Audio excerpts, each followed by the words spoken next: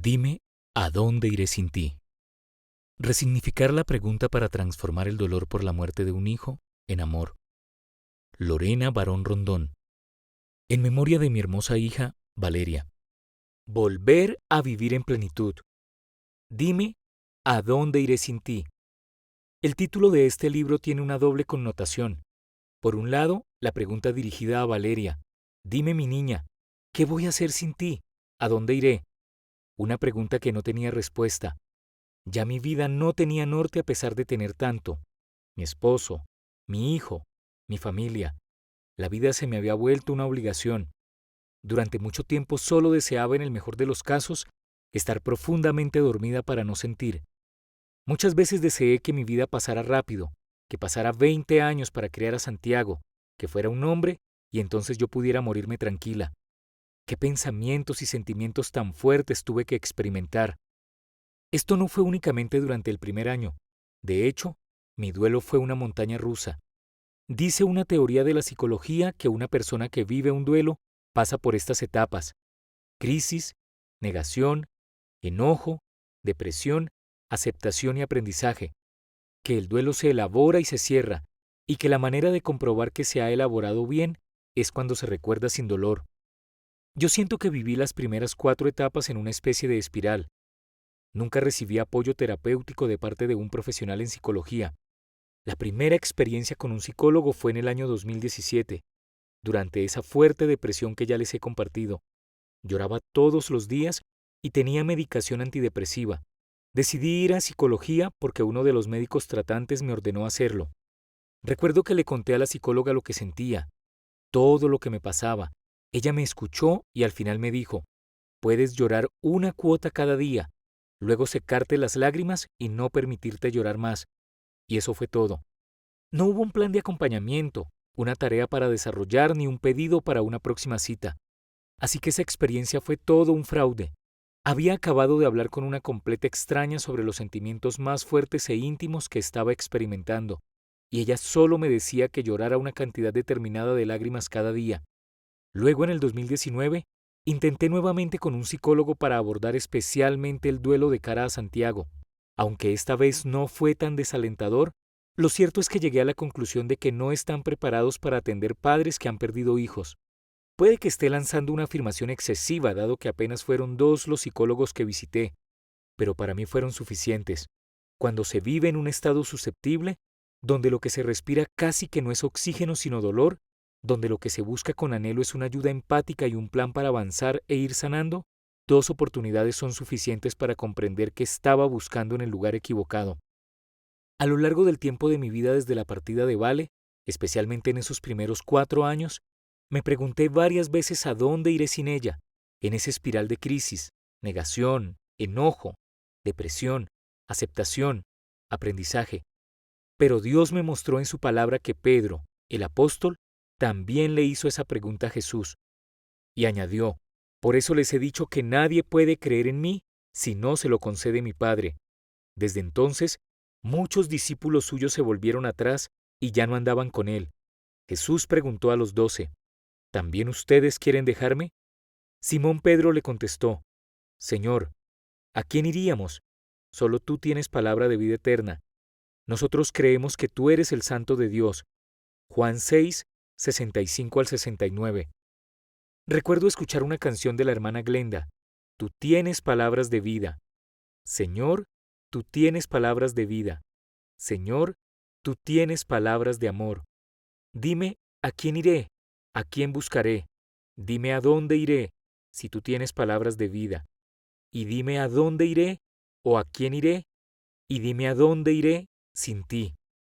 Una bella canción que reflejaba la pregunta y lo que yo sentía al experimentar la dolorosa ausencia de mi hija. Pero a través de esa canción, recuerden que la música me ayudaba y me sigue ayudando a sanar. Oraba y sentía que Él me respondía: ven a mis brazos, refúgiate en mí. Yo te sostengo, yo te abrazo, te doy la fuerza. Eso era lo que yo sentía y experimentaba. Ese amor en el corazón me hacía volver a preguntarme lo mismo, pero ya con la certeza de que es Cristo quien tiene a mi hija en sus brazos y que es a Él a donde yo quiero ir. Y esto no lo digo como algo desesperado, sino como una meta a cumplir en el momento en el que Dios me llame a su presencia. Al principio mis pensamientos solo estaban dirigidos a querer estar con Vale, a morir para ir al cielo y verla, a abrazarla eternamente, pero poco a poco, no sé de qué manera, porque Cristo actúa tan delicadamente, que mi respuesta es Él. Lo amo con todo mi corazón.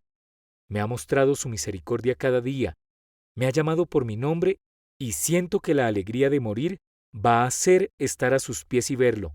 Y claro, acompañada de mi dulzura, juntas abrazadas, amándolo a Él, al amor de los amores, encontrándonos y sabiendo que el tiempo en Él no existe, que ya todo dolor pasó.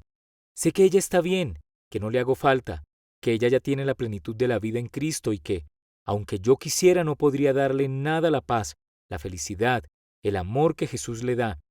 No es que no quisiera tenerla acá en este mundo, verla crecer, abrazarla, animarla, pero claro que sí, lo deseo, pero sé que soy yo la que tiene que morir para encontrarnos. Morir cuando Dios lo disponga, y mientras tanto, he de seguir viviendo. Gracias a Dios tengo motivos, por mí misma, mi esposo y mi hijo. De eso se trata el título de este libro, de contar a lo largo de este testimonio el milagro que ha hecho Dios en mí. Él me ha tocado, me ha sanado cada día en la medida que yo me he dejado, me ha llenado el vacío que dejó Vale. Él ocupa mis pensamientos y me da la esperanza. Es el único que tiene palabras de vida, el único que me dice, yo soy la resurrección y la vida. El que cree en mí, aunque muera, vivirá, y ninguno de los que viven y tienen fe en mí morirá para siempre. ¿Crees esto? Juan 11:25. Yo lo creo con toda mi mente y corazón. Él me ha salvado, no solo de mis pecados muriendo en la cruz por mí, sino que me ha salvado de la muerte en vida a causa de mi dolor. Él se ha hecho pan y vino para estar en mí. Me ha salvado cada día con tantas bendiciones a través de mi hijo Santiago, de mi esposo y del resto de mi familia. Se ha ocupado de mis necesidades de una manera hermosa. Ha puesto a las personas con su mensaje cuando lo he necesitado. Me ha perdonado mis reclamos, mis gritos, mi rebeldía, mi ingratitud, mi orgullo. Me invita a contar esta historia de amor enlazada a la historia del amor de mi hija para que otros sepan que no están solos, que Dios es misericordia pura y que nadie es como Él y nadie más que Él es la fuente de vida. Vale murió, y aunque yo no conozca el porqué de esa voluntad divina, me gusta pensar que su partida me dejó la gracia de que yo conociera a Cristo. ¡Qué dolor y qué amor tan grande! Se funden en un solo corazón, Cristo y Vale, latiendo al unísono para la salvación de esta alma. Por eso, para mí resignificar la pregunta, dime, ¿a dónde iré sin ti? Implica abrir el corazón a Dios, dejarse tocar, llenar, consolar y transformar del Espíritu Santo. Cuando eso sucede, también acontece el milagro de tener la capacidad para transformar el dolor en amor. Gloria a ti, Señor Jesús. ¿Por qué creo que la muerte es un radiante comienzo? Me parece que es importante aclarar que como católica creo en la resurrección de los muertos. La Biblia nos habla de ella de manera clara. Jesús mismo resucitó, su cuerpo, la forma como le veían, fue restablecido, completamente sanado, aunque sí que quedaron sus llagas como constancia de su pasión, y con ese insondable acontecimiento nos dio la esperanza de la vida eterna junto con Él, la esperanza de que Dios nos dará un nuevo cuerpo, uno a semejanza del que dio a Jesús, que no fue un cuerpo como el que conocemos, sino un cuerpo especial, fundido con su alma, pero desprendido de la materialidad que nos ata a este mundo. Mi fe se fundamenta en su resurrección. 1 Corintios 15. Los invito a leer ese texto y en oración a reflexionar en el mismo.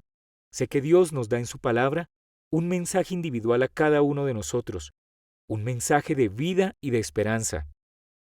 Otro texto que me llena de esperanza es este. Bendito sea Dios, Padre de nuestro Señor Jesucristo, que, por su amor y mediante la resurrección de Jesucristo triunfante de la muerte, nos ha hecho renacer a una esperanza viviente, a una herencia incorruptible, inmaculada e imperecedera, una herencia reservada en los cielos para ustedes, a quienes el poder de Dios asegura, mediante la fe, la salvación que ha de revelarse en el momento final. Por eso viven alegres, aunque por un tiempo todavía sea necesario que soporten la aflicción de múltiples pruebas. Claro que así, la autenticidad de la fe que ustedes profesan de más valor que el oro, no deja de ser caduco, aunque sea acrisolado por el fuego. Será motivo de alabanza, de gloria y de honor, cuando se manifieste Jesucristo, a quien aman y en quien confían aún sin haberlo visto. Ustedes se alegrarán, con un gozo inenarrable y radiante, al recibir la salvación, meta de la fe. Gracias a Él, creen en Dios, que lo resucitó triunfante de la muerte y lo llenó de gloria para que de esta manera la fe y la esperanza que ustedes tienen descansen en Dios. Primera de Pedro 1, 3 al 9, 21. No soy teóloga, ni tampoco soy estudiosa de la Biblia, pero tengo fe. La fe en Cristo y en su incondicional amor me resulta suficiente para creer, y además porque la razón me cuestiona acerca de la vida. Por ejemplo, ¿cómo es que un árbol puede llegar a vivir incluso más de 200 años, y nosotros, los seres humanos, ni siquiera 100? Tenemos una promesa, la de la vida eterna, y esa promesa viene del amor puro de Dios, de su Hijo Jesucristo. Así que lo creo y me aferro a que me encontraré con mi hija y nos daremos un abrazo que será por la eternidad. Mi fe y esperanza descansan en Dios. Los animo a que mediten ese texto de Pedro. A ti, papá o mamá que se ha despedido de un hijo o hija, ¿qué palabras te pone Dios en tu corazón? Pregúntale en oración lo que Él quiere que tú pienses y que creas. Déjate acariciar de su voz, de lo que Él te quiere decir. Abre tu corazón para que Él pueda sanarte. Otra cita bíblica que me deja ver que sí somos cuerpo y alma es Primera de Pedro 3, 18 al 22, y es en particular esclarecedor frente al credo católico, cuando decimos en misa los domingos, fue muerto, sepultado, bajó a los infiernos, al tercer día resucitó de entre los muertos. La Iglesia nos enseña de la misericordia de Dios. Cristo proclamó el Evangelio incluso a quienes ya estaban muertos, dice el texto bíblico, a los desobedientes del tiempo de Noé. Esta es una comprensión que he hecho hace poco tiempo, lo cual, a mi modo de ver, es una refrendación de que al morir no dejamos de existir. Nuestro cuerpo se descompone y vuelve a ser parte del polvo del que fue tomado, ese polvo hecho de componentes químicos. Pero nuestra alma pasa a un estado para nosotros comprensible parcialmente, porque somos limitados al estar unidos a nuestro cuerpo terrenal. Si pudiéramos ver y comprender el mundo espiritual, si pudiéramos ver a nuestros seres queridos que han partido, tal vez nos alegraríamos y quisiéramos tener nuestra Pascua pronto. Obviamente que acá hay mucho por aprender desde el punto de vista de la fe y de la enseñanza católica.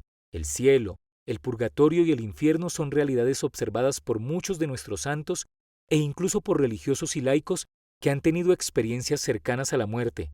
Como se conocen, aunque realmente son experiencias de muerte, personas que efectivamente han tenido que morir para experimentarlo o han vivido un éxtasis como regalo de Cristo para ver esas realidades y poder contar a nosotros, los que vivimos la vida ordinaria, lo que acontece al morir y llamarnos a ser nosotros mismos la encarnación del amor, a ser buenos, a imitar a Cristo en todo, para que al morir el cuerpo físico podamos disfrutar de las promesas de Dios. Agradecimiento por su vida. Hoy siento un profundo agradecimiento por la vida de Valeria. Ha sido un largo camino de duelo para llegar a aceptar su partida y agradecer porque la tuve en mi vientre, la amamanté, la crié, la vi crecer hasta convertirse en una hermosa y madura jovencita. La atendí y acompañé en sus necesidades. La animé a ser una preciosa alma. Nunca le inculqué malos sentimientos hacia ninguna persona, como tampoco le enseñé antivalores. Pude ser mejor mamá, claro. Pude tener más amor, más paciencia, más comprensión. Muchos son los momentos que pienso que tuve la oportunidad de ser mejor mamá. Sin embargo, los dejé pasar. Pero asimismo, Dios me recuerda que fueron más los momentos en donde me doné a mi hija. Ella me enseñó lo que es el amor más puro que se puede sentir por alguien. Al ser mi primogénita, me despertó la defensa por la vida. Me llamó a lo importante, al sacrificio por amor. Me mostró con su vida y con su partida lo que soy capaz de hacer por un hijo. Vale me alegró mi vida, me enorgulleció, me llenó mi corazón de esperanza, me aconsejó, me consoló, me acarició y me hizo enfrentar mis miedos más profundos. Vale, la niña de mis ojos. Creo que ha llegado el momento de decir por qué la llamaba así. Es una metáfora que usa la Biblia para describir a la pupila, que es la parte del ojo en el centro del iris, por donde entra la luz hacia adentro de la cámara posterior y tiende a agrandarse cuando la cantidad de luz disminuye. Obviamente la pupila es una parte fundamental para el funcionamiento del ojo y que se pueda ver. Si llegara a dañarse, sería imposible ver. La palabra de Dios usa en varios textos esa expresión, la niña de mis ojos, para referirse a ese amor único, de excelso cuidado en la relación Dios-humanidad. Protégeme como la niña de tus ojos, dame cobijo a la sombra de tus alas, le dice el rey David a Dios en el Salmo 17:8. O en los Proverbios, conserva mis mandatos y vivirás, cuida mi enseñanza como a la niña de tus ojos. Proverbios 7:2. De manera que esa expresión, la niña de mis ojos, representa mi amor hacia mi hija en ese amplio sentido de que ella es mi amor eterno. Es la niña de mi vida, de mi corazón, de mis ojos. Debo decir que Dios me ha concedido paz. Es esa paz que da Cristo, esa que no se entiende porque a pesar del inmenso dolor tengo paz y puedo dar gracias por la vida que tuvo mi hija en este mundo y por la vida que tiene ahora junto a Jesús. No puedo decir que estoy completamente sanada, ni que ya superé la muerte de mi hija. De hecho, yo creo que nunca lo superaré. Otra cosa es que la aceptación de ese acontecimiento va siendo parte de mis pensamientos, de mis acciones, de mi vida. Me doy el permiso de llorar cada vez que brotan las lágrimas de manera espontánea. Me doy el permiso de recordarla y entristecerme, aunque también experimento alegría al ver algunas de sus fotos y videos. Agradezco a Dios por el enorme regalo de la vida de mi hija y pido porque la tenga siempre en sus brazos. Recuerdo que en el mundo hay padres que están sufriendo este dolor y pido a Dios que les dé paz, que entre en sus corazones como ha entrado en el mío para que transforme el dolor por amor.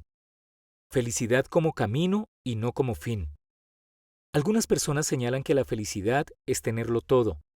Cada mirada es subjetiva. Lo que para alguien con vocación matrimonial es felicidad puede ser representado en su cónyuge, hijos, empleo estable, vacaciones, casa y otras cosas materiales. Para alguien sin esa vocación, la felicidad podría ser tener el empleo perfecto y viajar por el mundo, o aislarse en una cabaña y cultivar su propio alimento. Para un budista la felicidad significa no desear nada. Para un futbolista puede ser lograr que su equipo sea campeón del mundo.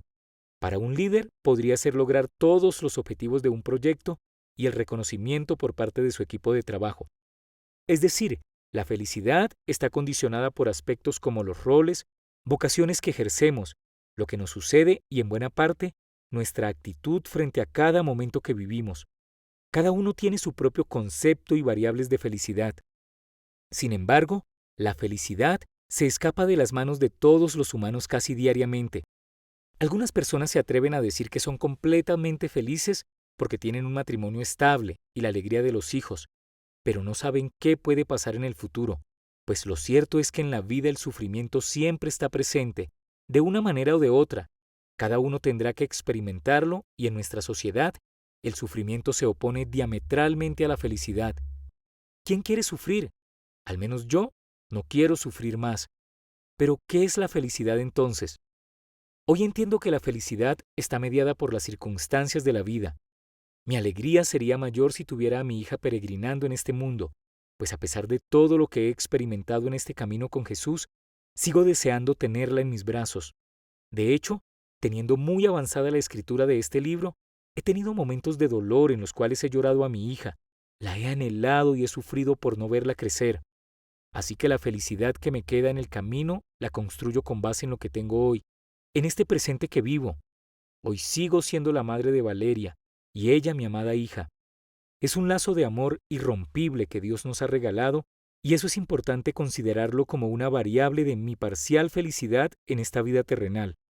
A veces me he cuestionado por qué tuve que alejarme de la fe católica cuando era pequeña, por qué no pude disfrutar la miel de tener a Cristo en mi corazón y en mi vida todos esos años. Solo lo conocí cuando mi hija se fue a sus brazos. Fue de cierta manera un regalo que me hizo Vale, presentarme a Cristo. Él es la felicidad verdadera, aunque en esta vida terrenal suframos de tristezas tan profundas como despedir a un hijo. Si Él es el centro, todo es diferente. Es como dice la canción, y cuando Él pasa se va la tristeza, llega la alegría. Él me ha enseñado que soy muy bendecida, que pensó en mí y en Vale, madre e hija, para darnos un amor único, puro y verdadero que trasciende la muerte. Me ha mostrado lo que me ha dado, que nada sin su misericordia sería real para mí. porque todo es de Él. Incluso el dolor por la muerte de mi dulzura es una bendición en la medida que Él se hace presente en vida. Por lo tanto, he aprendido a ofrecerme toda a Él, a ofrecer mis penas y tristezas, e incluso mi dolor físico para unirme amorosamente a Él. Claro que le he pedido que me sane y me quite el dolor, y Él hace su parte. Sentirlo actuar en mi vida me da alegría, una que no se compara con nada porque es la alegría que da Dios. Tenerlo a Él en el centro de mi vida me ha permitido ser una mujer nueva. No se trata de religiosidad, sino de espiritualidad y fidelidad. Tampoco digo que ahora no tengo defectos, no se trata de eso. Más bien, se trata de una mujer nueva porque lo tengo a Él en mi vida. Si tengo algo bueno o mejorado, es a causa suya, no por mis propios méritos. También se trata de entender que no tengo control de todo. Recuerden que estoy hablando en el rol de mamá. Reconocerse a uno mismo como mamá o papá hace pensar que uno es dueño de sus hijos, cuando en realidad no es así. La vida nos ha enseñado por siglos a hablar en posesivo acerca de los hijos. No se trata de un tema de uso del lenguaje. Mi hija, mi dulzura, mi vale, mi niña, mi princesa, sino de una fuerte creencia y convencimiento de que los hijos son nuestros, al menos hasta cierta edad. Esa creencia de que Vale era mía me hizo sufrir mucho cuando ella partió, porque en realidad no fue mía, ni lo es, no es una posesión, es un alma de Dios y eso lo cambia todo. Entender que no soy dueña de mi hija y que no podía tener el control de todo, ni antes, ni ahora, ni en el futuro, ha sido un aprendizaje muy importante en mi proceso de aceptación y de recuperación de las ganas de vivir. Por otra parte, diferenciar los roles me han dado una claridad en cuanto a la felicidad, pues yo no soy únicamente mamá. Como lo he dicho también, ejerzo otros roles. Si los mencionara en orden cronológico, como los he ido adquiriendo, y si tuviera que escoger solo los más representativos en el plano de la vida familiar, diría que soy hija de Dios, hija de mis padres Edgar y Nancy, hermana de Edgar Orlando, Adriana Caterín, Tania Marcela, esposa de Mario, madre de Valeria y Santiago, y en la vida laboral soy trabajadora, amiga, compañera, líder. Esos son los planos más representativos en mi vida y los roles que más ejerzo. Seguro que hay otros planos con otros roles, pero al margen de cuántos roles puedo ejercer, suelo poner la felicidad en la familia. ¿Por qué? Bueno, porque es el plano más importante para mí. Siempre lo ha sido. Mi vocación desde muy pequeña fue ser esposa y madre. Todo lo demás, como el título profesional, los estudios, la experiencia y los trabajos con responsabilidad hacia otras personas, han sido bendiciones o regalos de Dios. Esto ha sido importante de cantarlo porque a veces me preguntaba cómo podía concentrarme en el trabajo, seguir de manera productiva desarrollando un proyecto, escribiendo documentos, proponiendo metodologías para desarrollarlos, cuando tenía mi corazón roto, incluso llegaba a sentirme culpable. Es que esos otros roles, en tanto profesional, como amiga, compañera, líder, han venido apalancando el proceso de sanación y han producido cuotas de felicidad en ese aspecto de mi vida. Así que la felicidad para mí se circunscribe a los roles que voy ejerciendo y cómo estos se alinean para dar soporte de manera integral y aportan a la construcción de un concepto de felicidad que encuentra su balance en las diferentes caras de mi vida y en la medida que voy viviendo, es decir, a medida que voy caminando. Desde hace varios años mis roles han sido entregados a Cristo. En oración le entrego mi día y lo que viene con cada día, mi matrimonio, mis hijos. Sí, mis hijos en plural, porque así como oro por Santiago, también lo hago por Valeria. Cada uno en su estado necesita de Dios. El trabajo diario, las personas con quienes debo interactuar, mis colegas, compañeros y amigos, por los proyectos y retos que tenemos. Para mí es fundamental poner a Cristo en el centro, que Él tome el control de todo, lo sepa todo, lo dirija todo. Incluso le pido que mis pensamientos sean los suyos, que mis acciones sean las de Él, que sea toda yo dejándome guiar por Él. No es un ejercicio fácil porque, claro, todo el tiempo sale a flote mi personalidad y con ella tantos defectos que me han llevado a equivocarme. Pero al otro día sigo entregándole todo. Sé que puedo confiar plenamente en Él y dejarle actuar. Luego he podido comprobar que Él actúa y que cuando yo me pongo de lado y le ofrezco mis sufrimientos haciéndome nada por Él o pensando en cuánto dolor sufrió en su pasión, veo los frutos en bendiciones. Para mí la felicidad en esta vida terrenal es Cristo y, por tanto, el caminar con Él hacia esa meta de felicidad absoluta y perfecta en donde ya no existirá el sufrimiento, el cielo. Él me invita a no preocuparme por nada, a no pensar en el futuro con miedo. Recuerdo que a veces pensaba en el tiempo que iba a tener que vivir sin Valeria, en cuántos años tendría que pasar sufriendo su muerte. Me dolía ver que la gente que la conoció seguía viviendo su vida como si nada hubiera pasado. Me sorprendía la frialdad de muchas personas que, conociéndome, no tenían conciencia del gran dolor que experimentaba. Muchas veces sentí rabia al ver a otras familias completas y pensaba que no era justo que fueran tan felices, cuando mi esposo y yo éramos tan desdichados. A veces, cuando veía fotos o momentos compartidos por otras familias en las redes sociales, pensaba que la gente era cruel, que no había compasión, pues qué necesidad tenían de alardear su felicidad y sus familias completas. Poco a poco todos esos pensamientos que añadían sufrimiento a mi sufrimiento fueron transformados o eliminados. No fue por mi propia fuerza, fue por el amor de Dios hacia mí. En varias ocasiones cotidianas iba hablando con Él, preguntándole por qué le pasó eso a mi niña, y Él me iba mostrando momentos, situaciones específicas que de alguna manera fueron acallando a mi razón y a esos pensamientos que se cruzaban en mi mente y me hacían daño. Nada fue por mis propios medios. Dios me ha regalado el don de abandonarme en Él, de creerle. Me ha enseñado poco a poco, es decir, en la medida en que yo me dejo enseñar, porque sí que soy necia, que el pasado ya no existe, que no me estanque en los recuerdos tristes, sino que goce con los recuerdos alegres. Y fueron 11 años y 7 meses de felicidad, así que procuro enfocarme en esos bellos recuerdos y no en la tragedia que vino después. No puedo decir que siempre sea así, porque sí que he tenido mis momentos de volver a llorar sintiendo que mi corazón se rompe nuevamente y le vuelvo a preguntar, ¿por qué? Pero sé que Cristo me ha sanado esos tristes recuerdos porque cada vez pienso menos en ellos y cuando de pronto vienen a mi mente, logro dejarlos que pasen. Esto ha sido un proceso largo, no es que haya sucedido de un día para otro. He tenido que orar mucho y suplicar a Dios su ayuda y su paz. En todo caso, sé que Él entiende mi dolor y me da el permiso de reclamarle, porque no es cualquier cosa lo que me ha pedido. Cristo también me ha enseñado que, así como el pasado, el futuro no existe. El sentido de esta afirmación es que no debo preocuparme o enfocarme en algo que todavía no ha sucedido, pues el miedo a que se cumpla o no se cumpla no deja ver dos cosas. Primero, las bendiciones recibidas en el pasado para poder agradecerlas, y segundo, las que recibo en el presente, en el hoy, el valioso hoy, el tiempo que me regala para darme otra oportunidad con las personas que amo y que siguen en este mundo. El evangelista Mateo 6:25 al 34 señala la importancia de la fe y confianza en Dios. No inquietarnos por el mañana porque Dios se ocupa de todos sus hijos. En el versículo 33 nos dice, busquen primero el reino de Dios y todo lo justo y bueno que hay en él, y Dios les dará todas esas cosas. Dios es bueno y se ocupa de nosotros.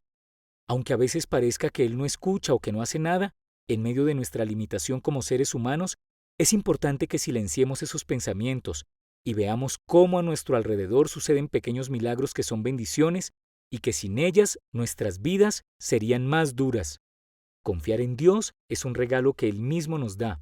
Cuando Jesús vino a este mundo resaltó en varias oportunidades la importancia de tener fe. El granito de mostaza fue una de sus metáforas.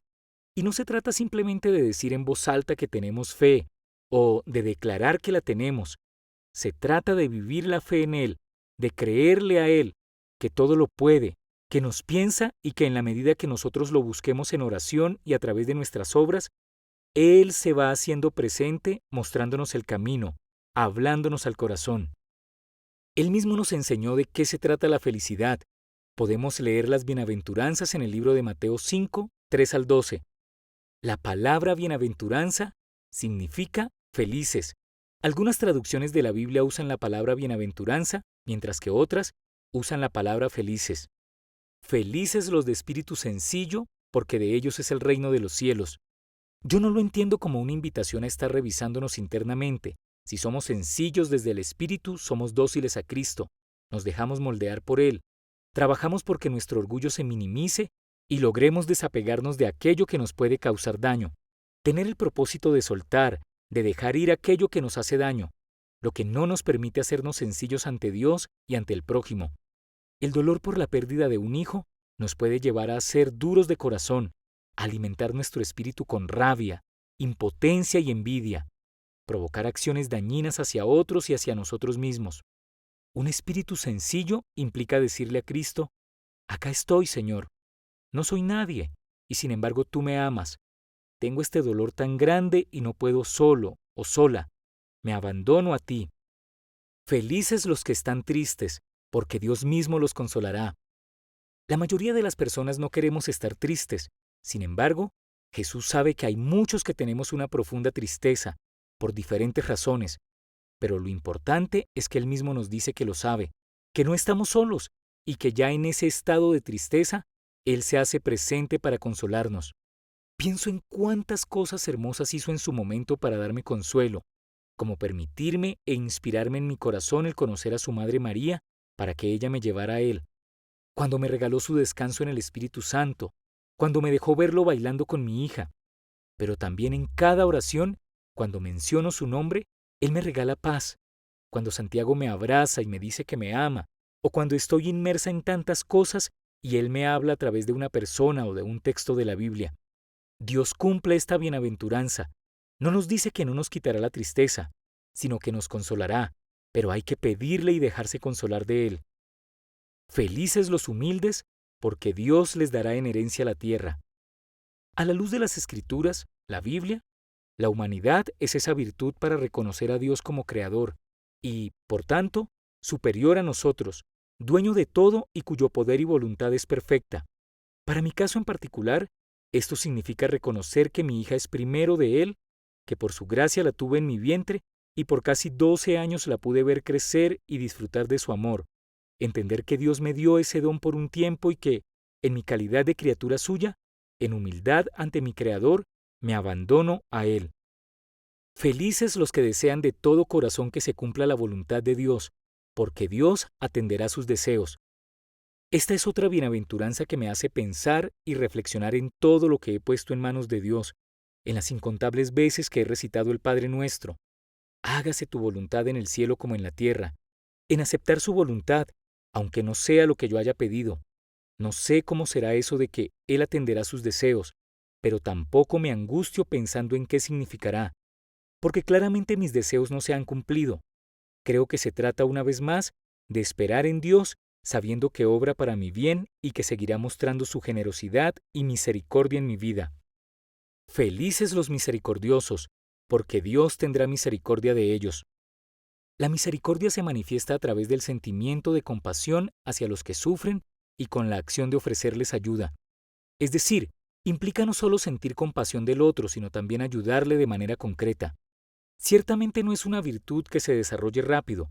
Creo que muchas veces he sentido compasión de alguien que sufre, pero la mayoría no he ofrecido ayuda, aunque posiblemente pudiera haberlo hecho. No sé si ustedes han experimentado esto mismo. No obstante, sé que el ser misericordioso es una gracia de Dios, y en ese sentido es bueno pedirle que podamos desarrollar la misericordia.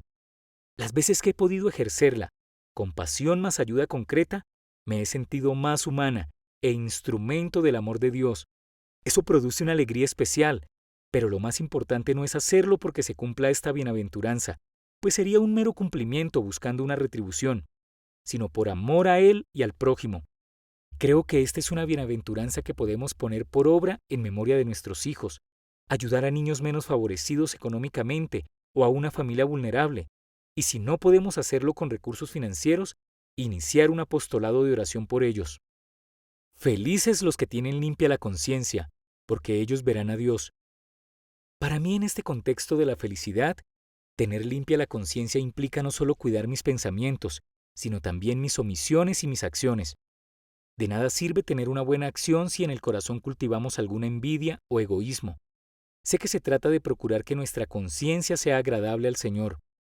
Cuando la conciencia dice no lo hagas, es mejor hacerle caso. Pienso que Dios ha sido tan respetuoso de dejarnos actuar en libre albedrío, pero al mismo tiempo nos dotó de conciencia. Muchas personas no creyentes, incluso ateas, tienen un alto grado de escucha de su conciencia y son muy buenos. No solo no hacen mal, sino que hacen mucho bien a los demás. Por tanto, Los que creemos en Jesús estamos llamados todavía más a vigilar nuestra conciencia y la coherencia entre lo que pensamos y hacemos y lo que dejamos de hacer. A mí la conciencia me pega fuerte. No siempre soy consciente de alguna ofensa que he realizado o del bien que he dejado de hacer. Pero de algo sí estoy segura. Cuando estoy en comunión con Cristo a través de la oración, de la Eucaristía, de la lectura de su palabra o del ayuno, soy mucho más consciente de mis errores y entonces puedo observarme con criticidad y veo que cada día tengo nuevas oportunidades para modificar mi conducta. En contraste, cuando no permanezco cerca de Él, cuando me distraigo o me rebelo, me doy cuenta de que con frecuencia mis acciones carecen de ese amor que Él quiere que manifieste. Con esto no estoy diciendo que tenga que apalearme cada día o que tenga que autocriticarme duramente, pero creo que esa bienaventuranza nos propone un vigilarnos continuo en el que podamos ir dejándonos moldear por el divino alfarero. Caer en cuenta de nuestros errores y de que podemos mejorar es también un regalo de Él, y por eso podemos agradecer y participar de la felicidad que nos da ser más conscientes para parecernos más a Él. Felices los que trabajan en favor de la paz, porque Dios los llamará hijos suyos. Trabajar en favor de la paz no tiene que ser desde un puesto de trabajo determinado con reconocimiento de la demás gente. Más bien, se trata de hacerlo desde la vida cotidiana. Esto implica iniciar un proceso de paz interior en el que podamos ver lo que somos, tener conciencia de nuestros defectos y de cómo al ponernos en acción generan situaciones difíciles en nuestras relaciones con otros. Desde mi punto de vista también implica que busquemos la paz de Dios y se la pidamos en oración, porque solo Él puede dar la paz que sobrepasa toda inteligencia. La paz de Él no es como la de los hombres. Su paz envuelve el alma en un estado incomprensible que cuando se experimenta es difícil explicarla. Uno no puede entender cómo es que a pesar del dolor se siente paz. Esa es la paz de Dios. Una manera como busco esa paz cuando tengo momentos de desasosiego es repetir alguna jaculatoria. Por ejemplo, Señor Jesús, yo confío en ti. O bendito sea Jesús en su sangre preciosa. O decir una corta oración como el Dios te salve. E incluso simplemente decir Jesús o María. Esta práctica la he realizado en incontables momentos en donde he estado con ese revuelto de emociones que parece que no sé para dónde voy. Sí, amigos, es que como les he dicho, yo no me siento ganadora ni vencedora. Solo con Jesús puedo caminar en el duelo. Ahora, no se trata de una práctica supersticiosa. Cuidado con hacerlo de esa manera. Se trata de hacer una jaculatoria con fe, pensando en lo que se dice e invocando el santo nombre de Jesús con total respeto y con el corazón contrito para Él. Cuando invoco a María sé que ella viene en mi auxilio, que me acoge en sus brazos porque es la primera que me entiende, y pienso que ella en ese momento le dice a Jesús, se acabó su paz, y entonces Él llena los cántaros de mi corazón de su paz. Esta práctica de decir alguna jaculatoria la recomiendo ampliamente siempre y cuando se haga desde el corazón, con fe y abandonándose en Dios. Felices los que sufren persecución por cumplir la voluntad de Dios, porque suyo es el reino de los cielos. Cumplir la voluntad de Dios se resume en el amor que practicó nuestro Señor Jesús. Aunque no he experimentado persecución deliberada por mis creencias, sí he notado una persecución a la Iglesia por su doctrina y, por tanto, a sus feligreses quienes somos los que practicamos sus enseñanzas. El mundo hoy gira alrededor de libertades que los cristianos consideramos inmorales y por tanto que se alejan de la voluntad de Dios. No obstante, la Iglesia Católica no lo señala, juzga ni rechaza. Es una iglesia abierta a todos, tal como Cristo abrió su corazón y sus brazos mientras colgaba de la cruz, pidiendo perdón incluso por aquellos que lo estaban torturando. Él nos enseñó el amor más grande del mundo. Pensemos por un momento en Dios Padre, haber donado a su Hijo para ser sacrificado por nosotros y darnos la esperanza de la resurrección. ¿No es eso un amor que no tiene igual? Pues yo no daría a ninguno de mis hijos por nadie. A veces, cuando veo que hay tanta persecución contra la Iglesia Católica, me siento abatida. Lamento profundamente que haya personas que tengan el corazón tan duro y que no hayan podido conocer el amor de Cristo. Algunos hermanos separados de la fe católica, a consecuencia de la división causada por Martín Lutero durante los años 1500, literalmente se separaron de la doctrina católica, y de allí surgieron miles de iglesias cristianas, cada una con una interpretación diferente y sin una cabeza que les permita reflexionar con unidad acerca de las Escrituras. e incluso de su propia doctrina para poder establecer un diálogo ecuménico con el catolicismo. Algunos de ellos también han establecido una persecución directa a través de sus predicaciones contra la Iglesia Católica. Pero Cristo lo anunció en esta bienaventuranza: felices los que sufren persecución por cumplir la voluntad de Dios, porque suyo es el reino de los cielos. Así que debe animarnos el estar observando lo que Jesús nos mandó hacer: amar a Dios sobre todas las cosas, lo cual implica que Dios sea nuestro centro, nuestro director a quien acudamos siempre, en los momentos alegres y en los momentos más difíciles y tristes de nuestras vidas, como cuando parte un hijo. Hacerlo a Dios el centro, abandonándonos confiadamente en su misericordia y en su voluntad, sin dejar de poner de nuestra parte aquello que tenemos que hacer. Jesús también nos mandó a amar al prójimo como a sí mismo, un mandato que nos invita, por ejemplo, a pensar en todos los padres que han pasado o que en este justo momento están pasando como nosotros por la pérdida de un hijo o hija. Paremos un momento y hagamos una oración por ellos y por nosotros, para que nuestro Dios nos regale su paz y consuele nuestros corazones. Felices ustedes cuando los insulten y los persigan, y cuando digan falsamente de ustedes toda clase de infamia por ser mis discípulos. Algunas veces he tenido temor de decir algo a favor de lo que Cristo nos enseñó. Por ejemplo, un tema que me toca las fibras más profundas de mi alma es el aborto. En Facebook he tratado de hacer una campaña pro vida a través de mensajes que vienen de otros, pero con los que yo estoy de acuerdo. Para mí la vida es sagrada. La vida de un bebé no nacido es tan valiosa e importante como la de un infante, un adolescente, un adulto o un anciano. He recibido toda clase de insultos cuando presento mi postura en relación con el aborto, pero no me importa. ¿Cómo no amar la vida de los no nacidos? La vida es un regalo. No me voy a adentrar a hacer una defensa de la vida desde los hallazgos científicos, que lo podría hacer porque estoy muy al tanto de estos temas. Simplemente con este ejemplo, el de la defensa de la vida de los no nacidos, puedo afirmar que esta bienaventuranza es real. No importan cuántos insultos haya o cuántas mentiras puedan surgir de parte de otros a causa de ser discípula de mi Señor, no es que los insultos me hagan feliz, es servir a Cristo lo que me hace feliz. Asimismo, puede pasar con tantos otros temas actuales en los que como padres podríamos iniciar un apostolado, un seguir a Cristo como discípulos, pero manifestando no nuestra desaprobación, sino aceptando lo que Él quiere, porque todo lo que nos pide es para nuestro bien, para nuestra verdadera felicidad. ¿Cómo voy a callar yo que no estoy de acuerdo con el aborto si sé la inmensa alegría que es estar en el vientre una vida y darlo todo porque esté bien? ¿Cómo voy a callar que no estoy de acuerdo con el aborto cuando no puedo tener a mi hija en brazos, pero sé que muchas mujeres podrían tener la dicha de abrazar a sus bebés? ¿Cómo voy a callar que no estoy de acuerdo con el aborto cuando sé la realidad del insondable dolor debido a la pérdida de un hijo?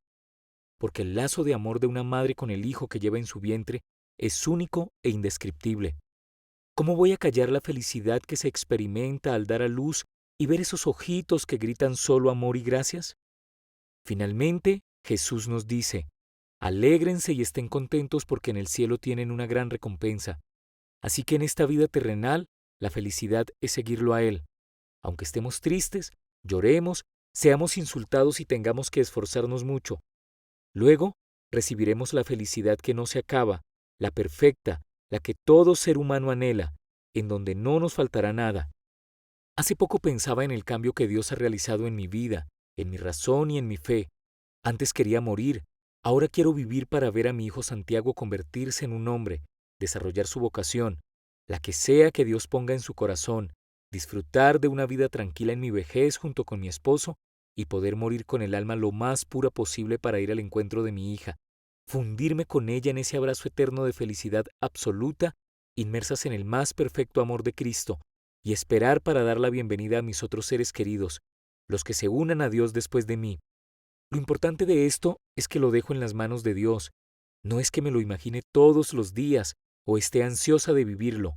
Más bien, es un sueño que pongo en manos de Jesús y ya, Él decidirá si así será, pues mi vida depende de Él.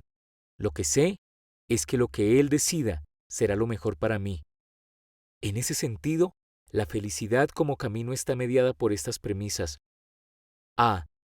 Todo es de Dios, Padre, Hijo y Espíritu Santo. Nada es mío. El pasado, el presente y el futuro son de Dios. Nuestros hijos son de Dios. Cada uno de nosotros somos de Dios. B. El presente es lo único que puedo vivir hoy y, aún así, no soy la dueña ni puedo controlarlo. Por eso, mi decisión ha sido abrazar mi presente. C. Unirme a Dios en el amor, ofreciéndole los sufrimientos y todo lo demás cada día. D. La alegría de Cristo es indescriptible. Si Él es el centro, se recibe una paz que solo Él puede dar. Por consiguiente, su alegría es la fuente de la felicidad verdadera y completa. E. Cada rol que ejerzo en mi vida es un don de Dios. Por tanto, una oportunidad para construir una cuota de la felicidad de cada día. F. Si tengo a Jesucristo, tengo la felicidad. Soy feliz. Puede que en este mundo terrenal no lo sea completamente, pero ese famoso final, y vivieron felices para siempre, yo lo creo, porque tengo la certeza y la esperanza de que será con Él en su eternidad y junto con mi hija. Para cerrar este apartado, los dejo con lo que el apóstol Pablo escribió a los Filipenses 4, 6 al 8. Nada debe angustiarlos. Al contrario, en cualquier situación, presenten a Dios sus deseos, acompañando sus oraciones y súplicas con un corazón agradecido. Y la paz de Dios, que desborda toda inteligencia, guardará sus corazones y sus pensamientos por medio de Cristo Jesús. No sé cómo. Mira, es que sonrío y me río. Apóyanos comprando el libro en Panamericana, la Librería Nacional o en www.adondeiresinti.org. Gracias.